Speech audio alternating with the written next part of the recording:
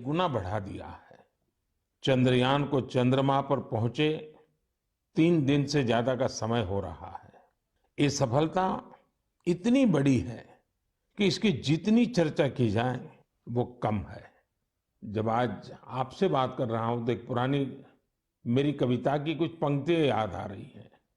आसमान में सिर उठाकर घने बादलों को चीरकर रोशनी का संकल्प ले, अभी तो सूरज उगा है। दृढ़ निश्चय के साथ चलकर हर मुश्किल को पार कर घोर अंधेरे को मिटाने, अभी तो सूरज उगा है। आसमान में सर उठाकर घने बादलों को चीरकर अभी तो सूरज उगा है। मेरे परिवारजन, 23 अगस्त को भारत ने और भारत के चंद्रयान ने ये साबित कर दिया है कि संकल्प के कुछ सूरज चांद पर भी उगते हैं। मिशन चंद्रयान नए भारत के उस स्पिरिट का प्रतीक बन गया है जो हर हाल में जीतना चाहता है और हर हाल में जीतना जानता भी है। साथियों, इस मिशन का एक पक्ष ऐसा भी रहा जिसकी आज मैं आप सबके साथ विशेष तौर पर चर्चा करना चाहता हूं। आपको याद होगा, इस बार मैंने लाल किले से कहा है कि हमें विमेन लेड डेवलपमेंट को राष्ट्रीय चरित्र के रूप में सशक्त करना है। जहां महिला शक्ति का सामर्थ्य जुड़ जाता है, वहां असंभव को भी संभव बनाया जा सकता है। भारत का मिशन चंद्रयान नारी शक्ति का भी जीवंत उदाहरण है। इस पूरे मिशन में अनेकों विमेन साइंटिस्ट और इंजीनियर्स सीधे तौर पर जुड़ी रही हैं। इन्होंने अलग अलग सिस्टम्स के प्रोजेक्ट डायरेक्टर, प्रोजेक्ट मैनेजर, ऐसी कई अहम जिम्मेदारियां संभाली हैं। भारत की बेटियां अब अनंत समझे जाने वाले अंतरिक्ष को भी चुनौती दे रही हैं। किसी देश की बेटियां जब इतनी आकांक्षी हो जाए तो उसे, उस देश को विकसित बनने से भला कौन रोक सकता है। साथियों, हमने इतनी ऊंची उड़ान इसलिए पूरी की है क्योंकि आज हमारे सपने भी बड़े हैं और हमारे प्रयास भी बड़े हैं। चंद्रयान-3 की सफलता में हमारे वैज्ञानिकों के साथ ही दूसरे सेक्टर्स की भी अहम भूमिका रही है। तमाम पार्ट्स और तकनीकी जरूरतों को पूरा करने में कितने ही देशवासियों ने योगदान दिया है। जब सबका प्रयास लगा तो सफलता भी मिली। यही चंद्रयान-3 की सबसे बड़ी सफलता है। मैं कामना करता हूं कि आगे भी हमारा स्पेस सेक्टर सबका प्रयास से ऐसी ही अनगिनत सफलताएं हासिल करेगा। मेरे परिवारजनों, सितंबर का महीना भारत के सामर्थ्य का साक्षी बनने जा रहा है। अगले महीने होने जा रही G20 लीडर समिट के लिए भारत पूरी तरह से तैयार है। इस आयोजन में भाग लेने के लिए 40 देशों के राष्ट्राध्यक्ष और अनेक ग्लोबल ऑर्गेनाइजेशंस राजधानी दिल्ली आ रहे हैं। G20 समिट के इतिहास में ये अब तक की सबसे बड़ी भागीदारी होगी। अपनी प्रेसिडेंसी के दौरान भारत ने G20 को और ज्यादा इंक्लूसिव फोरम बनाया है। भारत के निमंत्रण पर ही अफ्रीकन यूनियन भी G20 से जुड़ी और अफ्रीका के लोगों की आवाज दुनिया के इस अहम प्लेटफॉर्म तक पहुंची।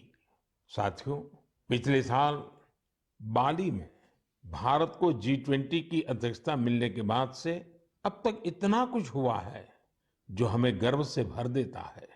दिल्ली में बड़े बड़े कार्यक्रमों की परंपरा से हटकर हम इसे देश के अलग अलग शहरों में ले गए। देश के 60 शहरों में इससे जुड़ी करीब करीब 200 बैठकों का आयोजन किया गया। G20 डेलीगेट्स जहां भी गए, वहां लोगों ने गर्मजोशी से उनका स्वागत किया। ये डेलीगेट्स हमारे देश की डाइवर्सिटी देखकर, हमारी वाइब्रेंट डेमोक्रेसी देखकर बहुत ही प्रभावित हुए। उन्हें ये भी एहसास हुआ कि भारत में कितनी सारी संभावनाएं हैं। साथियों, G20 की हमारी प्रेसिडेंसी पीपल्स प्रेसिडेंसी है, जिसमें जन भागीदारी की भावना सबसे आगे है। G20 के जो 11 एंगेजमेंट ग्रुप्स थे, उनमें एकेडेमिया, सिविल सोसाइटी, युवा, महिलाएं, हमारे सांसद, एंटरप्रेन्योर्स और अर्बन एडमिनिस्ट्रेशन से जुड़े लोगों ने अहम भूमिका निभाई। इसे लेकर देश भर में जो आयोजन हो रहे हैं, उनसे किसी न किसी रूप से 1.5 करोड़ से अधिक लोग जुड़े हैं।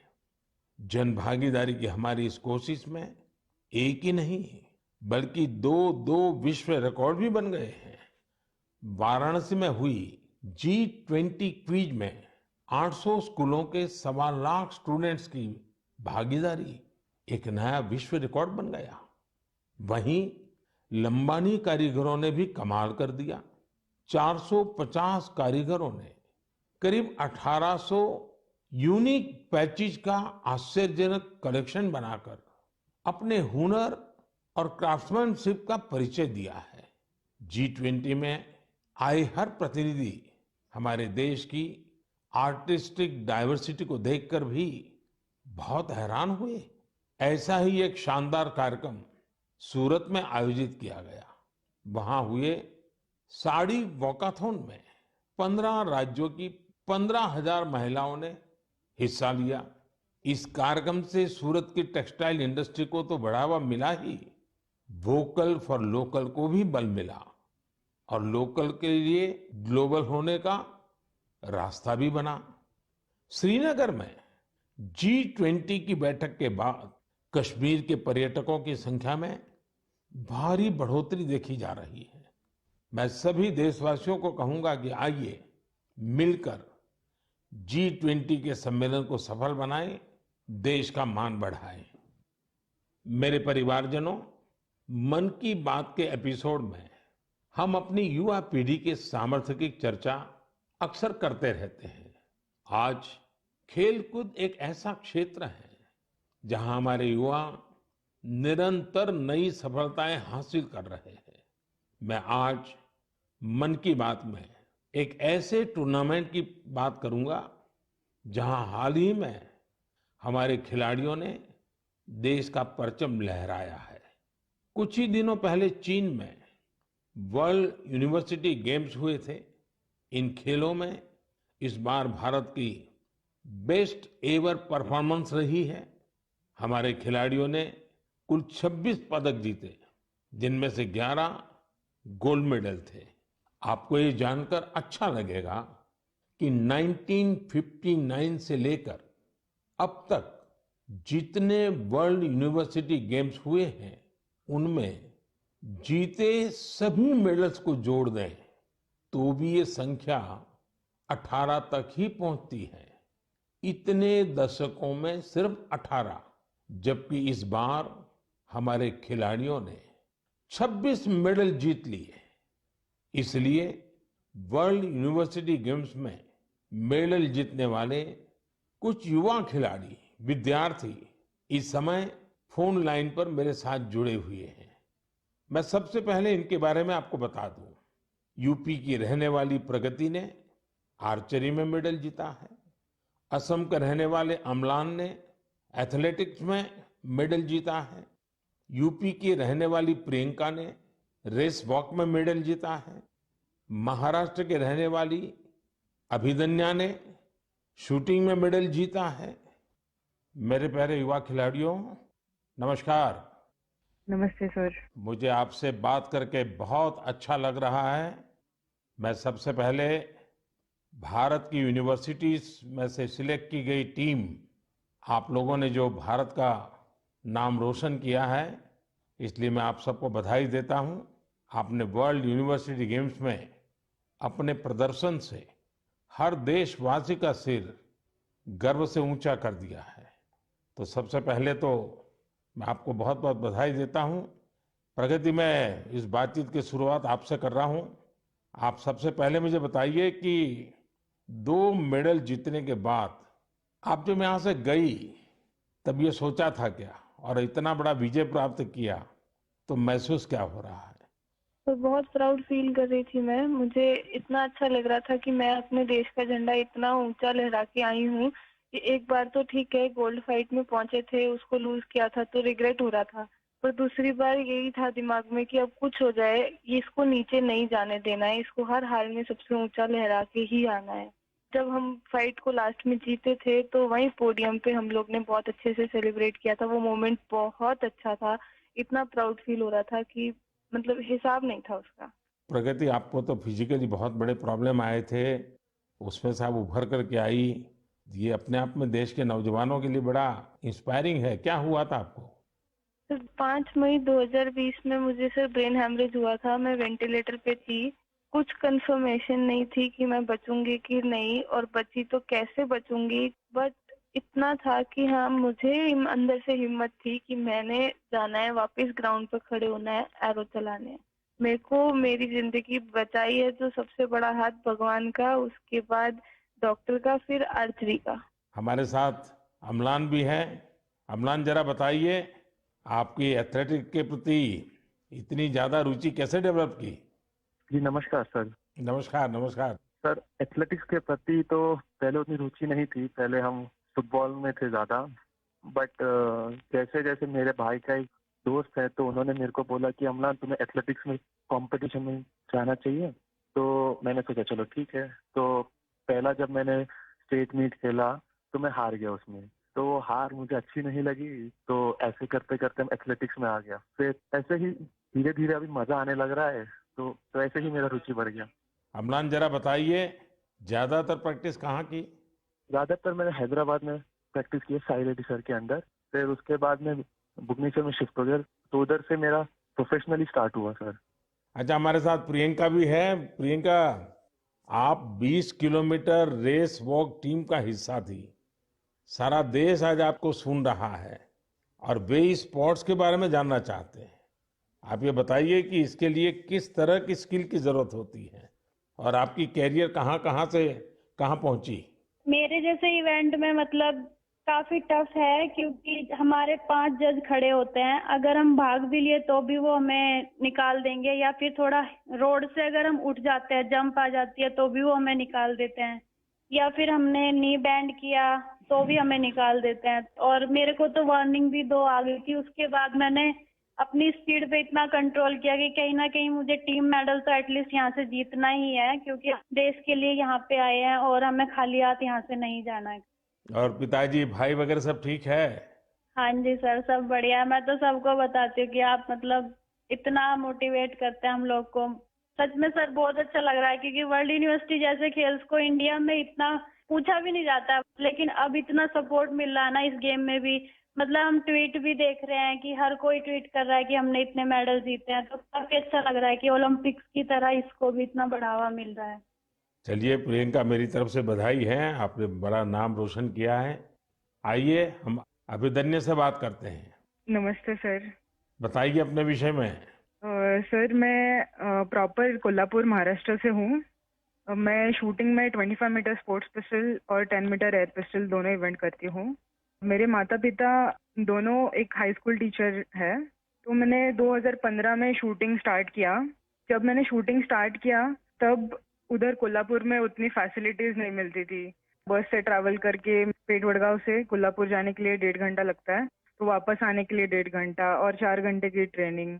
तो ऐसे 6-7 घंटे तो आने जाने में और ट्रेनिंग में जाते थे, तो मेरी स्कूल भी मिस होती थी। तो फिर मम्मी पापा ने बोला कि बेटा एक काम करो, हम आपको सैटरडे संडे को लेके जाएंगे शूटिंग रेंज के लिए, और बाकी टाइम आप दूसरे गेम्स करो। तो मैं बहुत सारे गेम्स करती थी बचपन में, क्योंकि मेरे मम्मी पापा को दोनों को खेल में काफी रुचि थी, लेकिन वो कुछ कर नहीं पाए, फाइनेंशियल सपोर्ट उतना नहीं था और उतनी जानकारी भी नहीं थी इसलिए। मेरी माताजी का बड़ा सपना था कि देश को रिप्रेजेंट करना चाहिए और फिर देश के लिए मेडल भी जीतना चाहिए। तो मैं उनकी ड्रीम कंप्लीट करने के लिए बचपन से काफी खेलकूद में रुचि लेती थी और फिर मैंने ताइक्वांडो भी किया है, उसमें भी ब्लैक बेल्ट हूँ और बॉक्सिंग, जूडो और फेंसिंग और डिस्कस थ्रो ऐसे बहुत सारे गेम करके फिर मैं 2015 में शूटिंग में आ गई। फिर 2-3 साल मैंने बहुत स्ट्रगल किया और फर्स्ट टाइम मेरा यूनिवर्सिटी चैंपियनशिप के लिए मलेशिया सिलेक्शन हो गया और उसमें मेरा ब्रॉन्ज मेडल आया। तो उधर से एक्चुअली मुझे पुश मिला। फिर मेरे स्कूल ने मेरे लिए एक शूटिंग रेंज बनवाई। फिर मैं उधर ट्रेनिंग करती थी और फिर उन्होंने मुझे पुणे भेज दिया ट्रेनिंग करने के लिए। तो यहाँ पे गगन नारंग स्पोर्ट्स फाउंडेशन है, गन फॉर ग्लोरी। तो मैं उसी के अंडर ट्रेनिंग कर रही हूँ अभी। गगन सर ने मुझे काफी सपोर्ट किया और मेरे गेम के लिए बढ़ावा दिया। अच्छा, आप चारों में से कुछ कहना चाहते हो तो मैं सुनना चाहूंगा। प्रगति हो, अम्लान हो, प्रियंका हो, अभिदन्या हो, आप सब मेरे साथ जुड़े हुए हैं तो कुछ कहना चाहते हैं तो मैं जरूर सुनूंगा। सर मेरा एक सवाल है सर। जी। आपको सबसे अच्छा स्पोर्ट्स कौन सा लगता है सर? खेल की दुनिया में भारत को बहुत खिलना चाहिए और इसलिए मैं इन चीजों को बहुत बढ़ावा दे रहा हूं।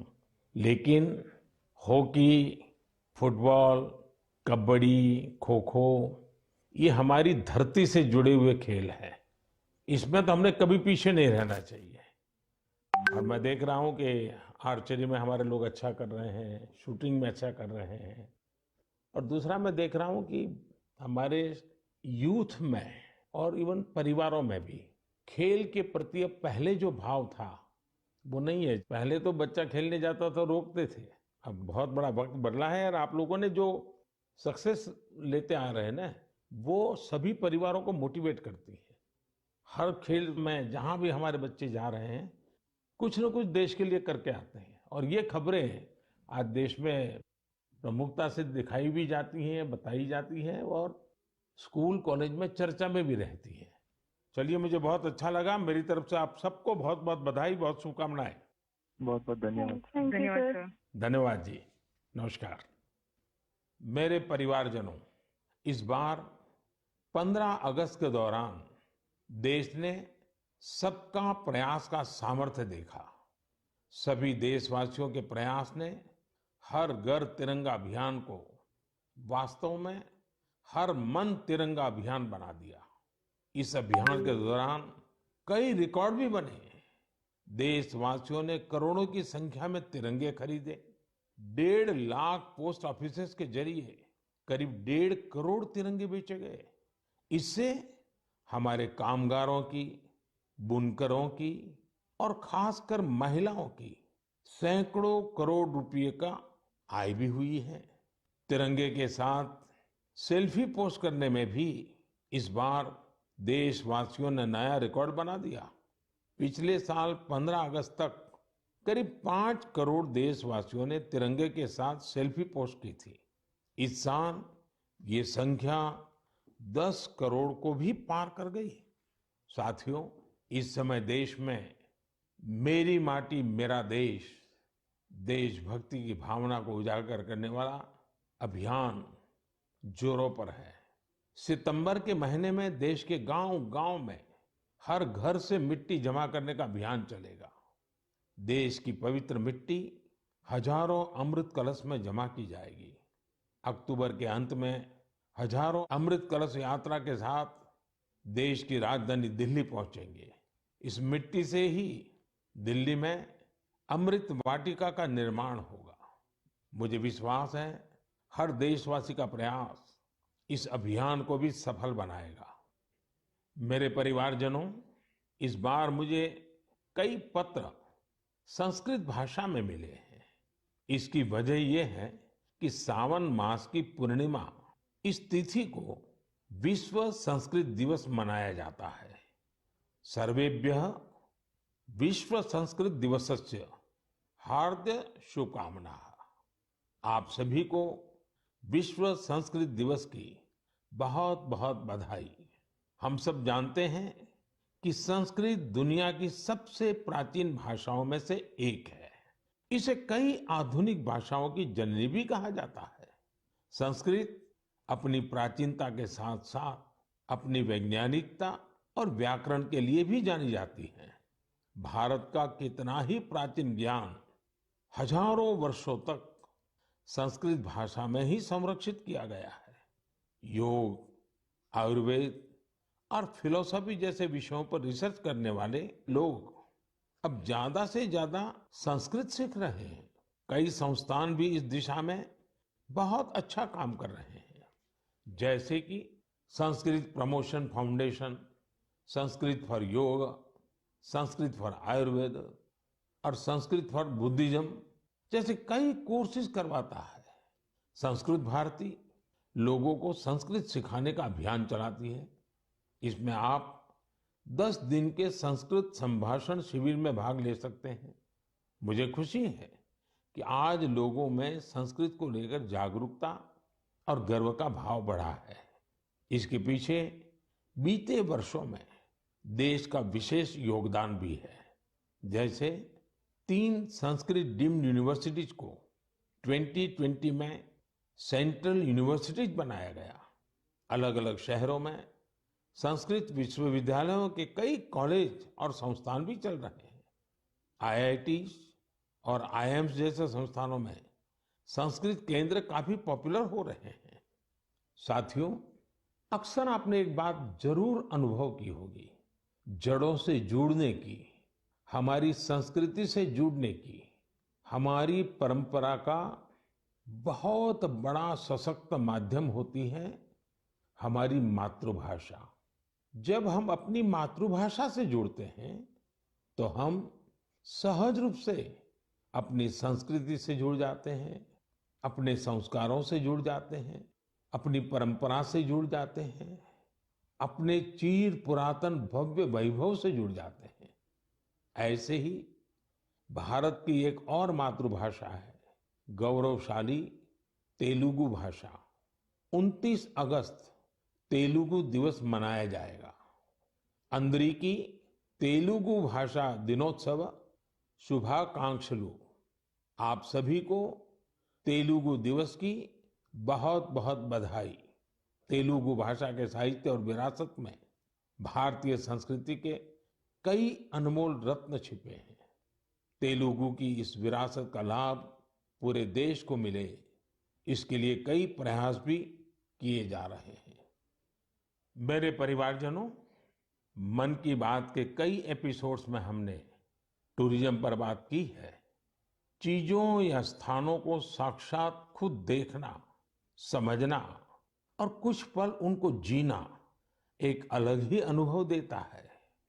कोई समंदर का कितना ही वर्णन कर दे, लेकिन हम समंदर को देखे बिना उसकी विशालता महसूस नहीं कर सकते। कोई हिमालय का कितना ही बखान कर दे, लेकिन हम हिमालय को देखे बिना उसकी सुंदरता का आकलन नहीं कर सकते।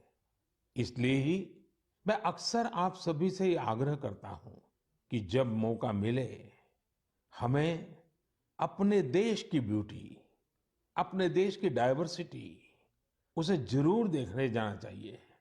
अक्सर हम एक और बात भी देखते हैं, हम भले ही दुनिया का कोना कोना छान ले, लेकिन अपने ही शहर या राज्य की कई बेहतरीन जगहों और चीजों से अनजान होते हैं। कई बार ऐसा होता है कि लोग अपने शहर के ही ऐतिहासिक स्थलों के बारे में ज्यादा नहीं जानते। ऐसा ही कुछ धनपाल जी के साथ हुआ। धनपाल जी बेंगलुरु के ट्रांसपोर्ट ऑफिस में ड्राइवर का काम करते थे। करीब 17 साल पहले उन्हें साइट सीइंग विंग में जिम्मेदारी मिली थी। इसे अब लोग बेंगलुरु दर्शिनी के नाम से जानते हैं। धनपाल जी पर्यटकों को शहर के अलग अलग पर्यटन स्थलों पर ले जाया करते थे। ऐसी ही एक ट्रिप पर किसी टूरिस्ट ने उनसे पूछ लिया, बेंगलुरु में टैंक को सेंकी टैंक क्यों कहा जाता है? उन्हें बहुत ही खराब लगा कि उन्हें इसका जवाब पता नहीं था। ऐसे में उन्होंने खुद की जानकारी बढ़ाने पर फोकस किया। अपनी विरासत को जानने के इस जुनून में उन्हें अनेक पत्थर और शिलालेख मिले। इस काम में धनपाल जी का मन ऐसा रमा कि उन्होंने एपिग्राफी यानी शिलालेखों से जुड़े विषय में डिप्लोमा भी कर लिया। हालांकि अब वे रिटायर हो चुके हैं, लेकिन बेंगलुरु के इतिहास खंगालने का उनका शौक अब भी बरकरार है। साथियों, मुझे ब्रायन डी खारप्रन के बारे में बताते हुए बेहद खुशी हो रही है। ये मेघालय के रहने वाले हैं और उनकी स्पेलियोलॉजी में गजब की दिलचस्पी है। सरल भाषा में कहा जाए तो इसका मतलब है गुफाओं का अध्ययन। वर्षों पहले उनमें यह इंटरेस्ट तब जगा जब उन्होंने कई स्टोरी बुक्स पढ़ी। 1964 में उन्होंने एक स्कूली छात्र के रूप में अपना पहला एक्सप्लोरेशन किया। 1990 में उन्होंने अपने दोस्त के साथ मिलकर एक एसोसिएशन की स्थापना की और इसके जरिए मेघालय की अनजान गुफाओं के बारे में पता लगाना शुरू किया। देखते ही देखते उन्होंने अपनी टीम के साथ मेघालय की 1700 से ज्यादा गुफाओं की खोज कर डाली और राज्य को वर्ल्ड केव मैप पर ला दिया। भारत की सबसे लंबी और गहरी गुफाओं में से कुछ मेघालय में मौजूद है। ब्रायन जी और उनकी टीम ने केव फौना यानी गुफा के उन जीव जंतुओं को भी डॉक्यूमेंट किया है जो दुनिया में और कहीं नहीं पाए जाते हैं। मैं इस पूरी टीम के प्रयासों की सराहना करता हूं। साथ ही मेरा यह आग्रह भी है कि आप मेघालय की गुफाओं में घूमने का प्लान जरूर बनाएं। मेरे परिवारजनों, आप सभी जानते हैं कि डेयरी सेक्टर हमारे देश के सबसे इम्पोर्टेंट सेक्टर में से एक है। हमारी माताओं और बहनों के जीवन में बड़ा परिवर्तन लाने में तो इसकी बहुत अहम भूमिका रही है। कुछ ही दिनों पहले मुझे गुजरात की बनास डेयरी के एक इंटरेस्टिंग इनिशिएटिव के बारे में जानकारी मिली। बनास डेयरी एशिया की सबसे बड़ी डेयरी मानी जाती है। यहाँ हर रोज औसतन 75 लाख लीटर दूध प्रोसेस किया जाता है। इसके बाद इसे दूसरे राज्यों में भी भेजा जाता है। दूसरे राज्यों में यहाँ के दूध की समय पर डिलीवरी हो, इसके लिए अभी तक टैंकर या फिर मिल्क ट्रेनों का सहारा लिया जाता था, लेकिन इसमें भी चुनौतियां कम नहीं थी। एक तो यह कि लोडिंग और अनलोडिंग में समय बहुत लगता था और कई बार इसमें दूध भी खराब हो जाता था। इस समस्या को दूर करने के लिए भारतीय रेलवे ने एक नया प्रयोग किया। रेलवे ने पालनपुर से न्यू रेवाड़ी तक ट्रक ऑन ट्रैक की सुविधा शुरू की। इसमें दूध के ट्रकों को सीधे ट्रेन पर चढ़ा दिया जाता है, यानी ट्रांसपोर्टेशन की बहुत बड़ी दिक्कत इससे दूर हुई है। ट्रक ऑन ट्रैक सुविधा के नतीजे बहुत संतोष देने वाले रहे हैं। पहले जिस दूध को पहुंचाने में 30 घंटे लग जाते थे, वो अब आधे से भी कम समय में पहुंच रहा है। इससे जहां ईंधन से होने वाला प्रदूषण रुका है, वहीं ईंधन का खर्च भी बच रहा है। इससे बहुत बड़ा लाभ ट्रकों के ड्राइवरों को भी हुआ है, उनका जीवन आसान बना है। साथियों, कलेक्टिव एफर्ट से आज हमारी डेयरीज भी आधुनिक सोच के साथ आगे बढ़ रही है। बनास डेयरी ने पर्यावरण संरक्षण की दिशा में भी किस तरह से कदम आगे बढ़ाया है, इसका पता सीडबॉल वृक्षारोपण अभियान से चलता है। वाराणसी मिल्क यूनियन हमारे डेयरी फार्मर्स की आय बढ़ाने के लिए मैन्योर मैनेजमेंट पर काम कर रही है। केरला की मलाबार मिल्क यूनियन डेयरी का प्रयास भी बेहद अनूठा है। यह पशुओं की बीमारियों के इलाज के लिए आयुर्वेदिक मेडिसिन विकसित करने में जुटी है। साथियों, आज ऐसे बहुत से लोग हैं जो डेयरी को अपनाकर इसे डाइवर्सिफाई कर रहे हैं। राजस्थान के कोटा में डेयरी फार्म चला रहे अमनप्रीत सिंह के बारे में भी आपको जरूर जानना चाहिए। उन्होंने डेयरी के साथ बायोगैस पर भी फोकस किया और 2 बायोगैस प्लांट लगाए। इससे बिजली पर होने वाला उनका खर्च करीब 70% कम हुआ है। इनका ये प्रयास देश भर के डेयरी फार्मर्स को प्रेरित करने वाला है। आज कई बड़ी डेयरीज बायोगैस पर फोकस कर रही है। इस प्रकार के कम्युनिटी ड्रिवन वैल्यू एडिशन बहुत उत्साहित करने वाले हैं। मुझे विश्वास है कि देश भर में इस तरह के ट्रेंड्स निरंतर जारी रहेंगे। मेरे परिवारजनों, मन की बात में आज बस इतना ही। अब त्योहारों का मौसम भी आ ही गया है। आप सभी को रक्षाबंधन की भी अग्रिम शुभकामनाएं। पर्व उल्लास के समय हमें वोकल फॉर लोकल के मंत्र को भी याद रखना है। आत्मनिर्भर भारत ये अभियान हर देशवासी का अपना अभियान है।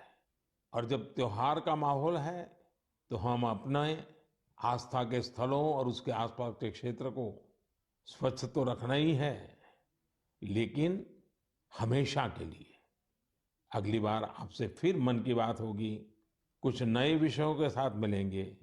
हम देशवासियों के कुछ नए प्रयासों की, उनकी सफलता की जी भर करके चर्चा करेंगे।